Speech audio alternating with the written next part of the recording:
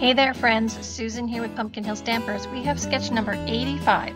Today we're going to create with the Delightfully Electric DSP, and I'm pairing it with Garden Green and Basic White. Now this one's going to be a faced white card, so we're going to cut the Garden Green in half. One half is going to face the card and the other half is going to be used as a mount. Now we're going to cut our DSP as shown, and we're going to use the 2 3/4 by 4 3/4 piece of DSP.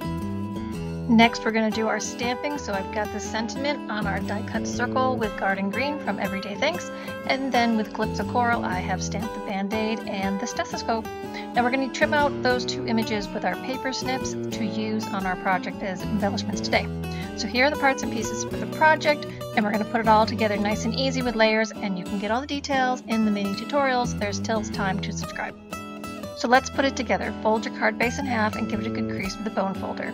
Then we're going to face it with a 1/4 sheet of Garden Green. Just put the liquid adhesive onto the front of your card and then position it on the corners and edges to face it. Now we're going to layer up these 3 panels together. We start with the green on the white, and then we put the DSP panel on top of the green, situated to the left-hand side. Then we're going to put that whole section on the front of our faced card. So we've got lots of layers stepped in from each other.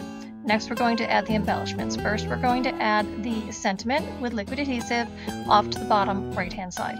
Then we're going to add with dimensionals the 2 embellishments that we cut out with our paper snips. First, I added the stethoscope up on top, and then I put the band-aid along the bottom. So here is our quick and simple card for today. A little bit of trimming, but it's always fun. I hope you enjoyed it. Leave me a comment, and don't forget to subscribe here to the YouTube channel. You can contact me by email, and you can also find me on my webpage. That's it for today. Do some fun stamping!